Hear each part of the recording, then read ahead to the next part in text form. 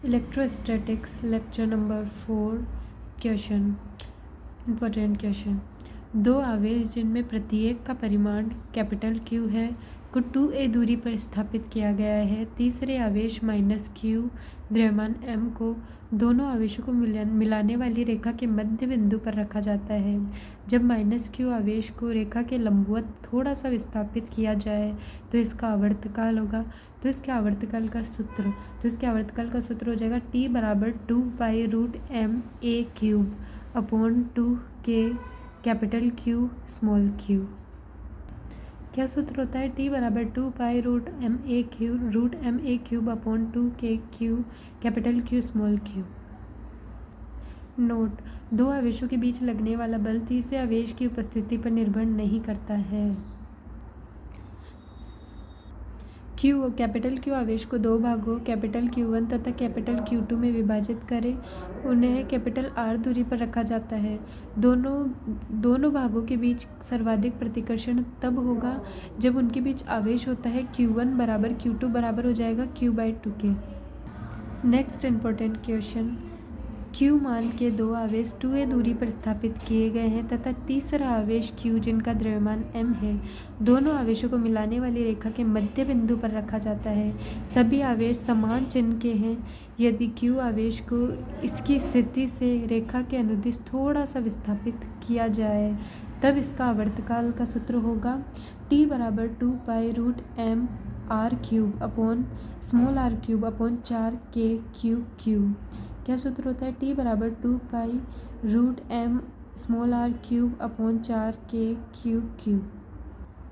Lecture number 5 pendulum problem. एक दीवार की सतह से दो आवेश पेंडुलम के रूप में लटकाए गए हैं जिनका द्रव्यमान m तथा आवेश q है। तो उनके बीच में दीवार से वो आवेश लटकाए गए हैं एक डोरी के द्वारा। तो इनमें टेंशन फोर्स हो जाएगी T। टेंशन फोर्स T की वैल्यू आ जाएगी T बराबर √mg² प्लस Fe² होता है और इनके बीच में कोण थीटा होता है। तो tan थीटा बराबर Fe/mg होता है। सापेक्षित विद्युतशीलता एप्सिलॉन r या k होती है। इसे परावैद्युतांक भी कहते हैं। एप्सिलॉन r बराबर होता है एप्सिलॉन/एप्सिलॉन नोड के और बल की फॉर्म में एप्सिलॉन r बराबर होता है F0/F के। जहाँ एप्सिलॉन माध्यम की विद्युतशीलता, एप्सिलॉन नोड निर्वात की विद्युतशीलता, F नोड निर्वात में बल और F माध्यम में बल होता है। सापेक्षित विद्युतशीलता या परावैद्युतांक विमाहीन मात्रकहीन होता है।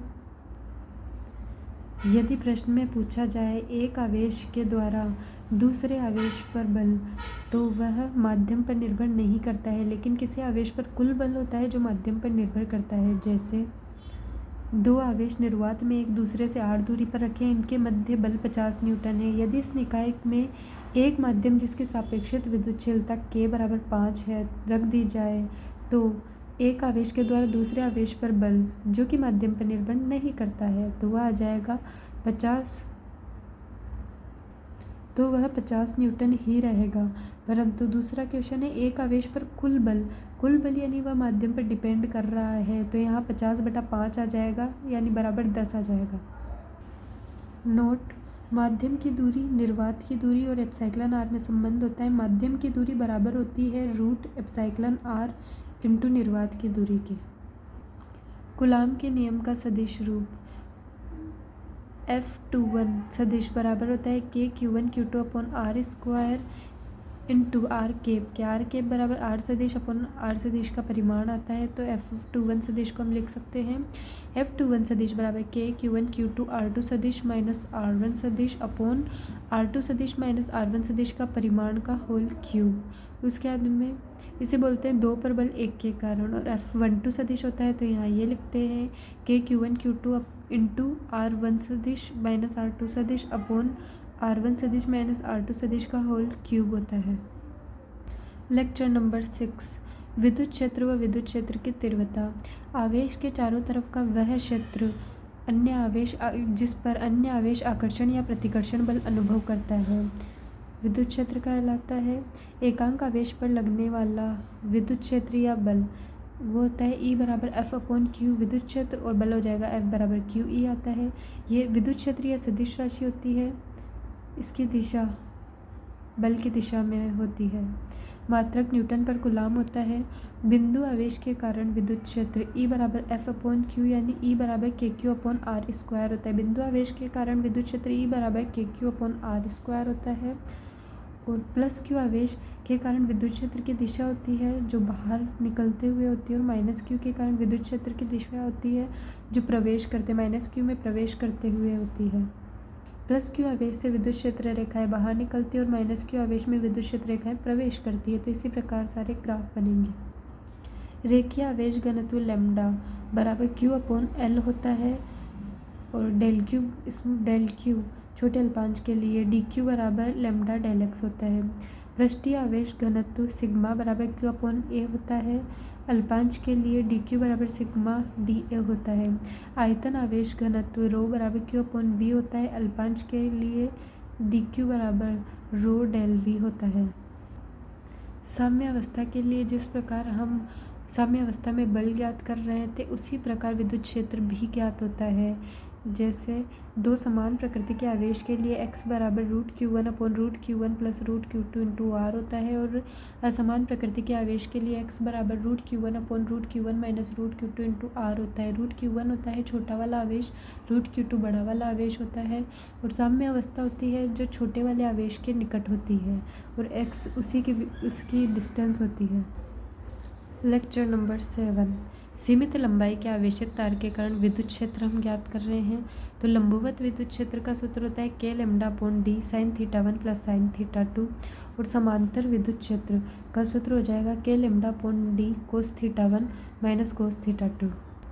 इस सूत्र में d तार की लंबाई के लंबवत दूरी है, और θ1 θ2 का मान d से है, विपरीत दिशा में है। यदि θ1 व θ2 समान दिशा में है तो एक को नेगेटिव लेंगे।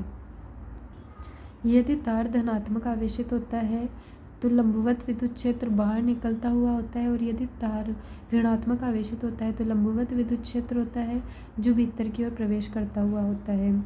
यदि लैम्डा पॉजिटिव हो तो समांतर विद्युत क्षेत्र छोटी लंबाई की तरफ होगा, और यदि लैम्डा नेगेटिव हो तो समांतर विद्युत क्षेत्र बड़ी लंबाई की तरफ होता है। अनंत लंबाई के तार के कारण विद्युत क्षेत्र की बात करें तो अनंत लंबाई के तार के कारण लंबवत विद्युत क्षेत्र होता है जो होता है E लंबवत बराबर 2K(λ/d), और समांतर विद्युत क्षेत्र 0 होता है। अर्ध अनंत लंबाई के तार के कारण लंबवत विद्युत क्षेत्र K(λ/d) और समांतर विद्युत क्षेत्र भी K(λ/d) होता है। थीटा चाप की वलय के कारण केंद्र पर विद्युत क्षेत्र का सूत्र होता है E बराबर 2K(λ/r sin θ/2 होता है। लेक्चर नंबर 8, वलय के अक्ष पर विद्युत क्षेत्र। वलय के अक्ष पर विद्युत क्षेत्र होता है E बराबर KQx/√r² प्लस x² के घात 3/2। वलय के अक्ष पर मैक्सिमम विद्युत क्षेत्र तब प्राप्त होता है जब x की वैल्यू x बराबर प्लस माइनस R/√2 होता है। तो E मैक्सिमम की वैल्यू अधिकतम विद्युत क्षेत्र होता है 2/3 KQ/√3r², अर्थात 2KQ/3√3 का होल 3√3r²। क्या होता है 2KQ/3√3r²। चकती के केंद्र से x दूरी पर विद्युत क्षेत्र E बराबर σ/2ε0 माइनस x/√r² प्लस x² होता है। यह इस सूत्र को हम इस प्रकार भी लिख सकते हैं, क्योंकि cos θ बराबर x/√r² प्लस x² होता है, तो इसे लिख सकते हैं हम E बराबर σ/2ε0 माइनस cos θ। अनंत लंबाई की पट्टिका के कारण विद्युत क्षेत्र E बराबर σ/2ε0 होता है।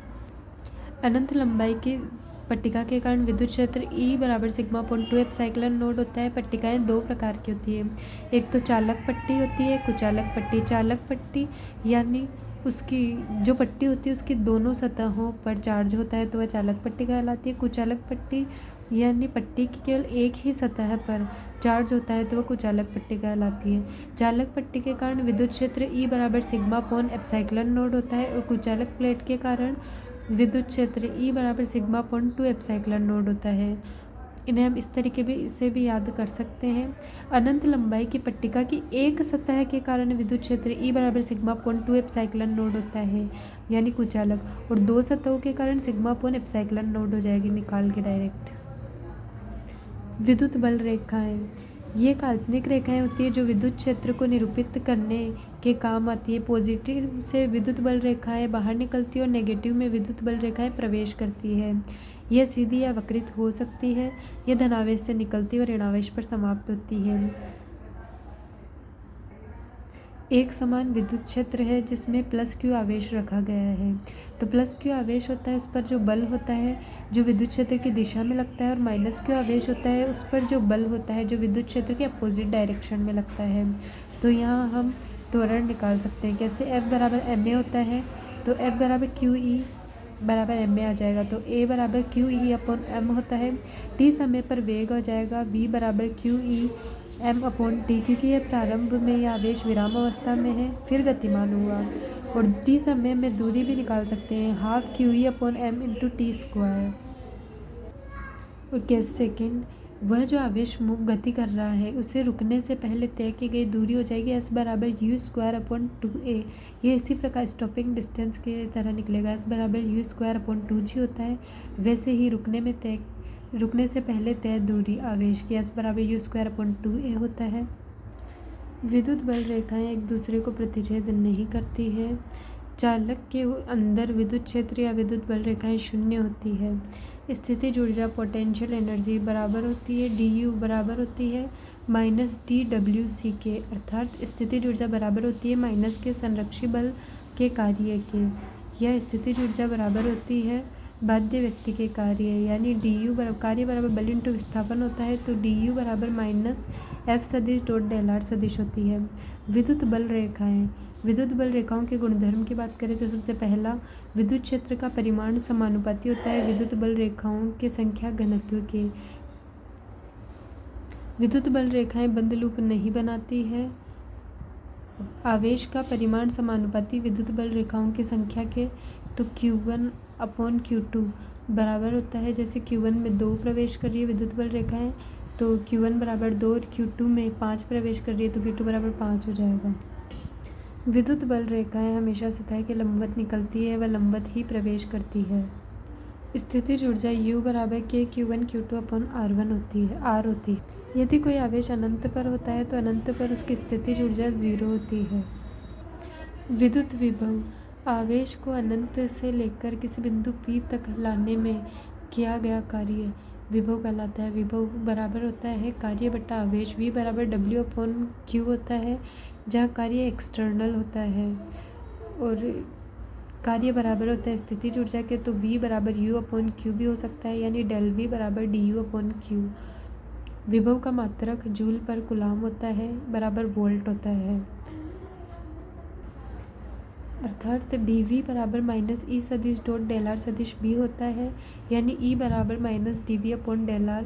तो Ex बराबर minus dV upon dx, Ey बराबर minus dV upon del Y, Ez बराबर minus dV upon dz। E सदिश बराबर Exi के प्लस Eyj के प्लस Ezk होता है।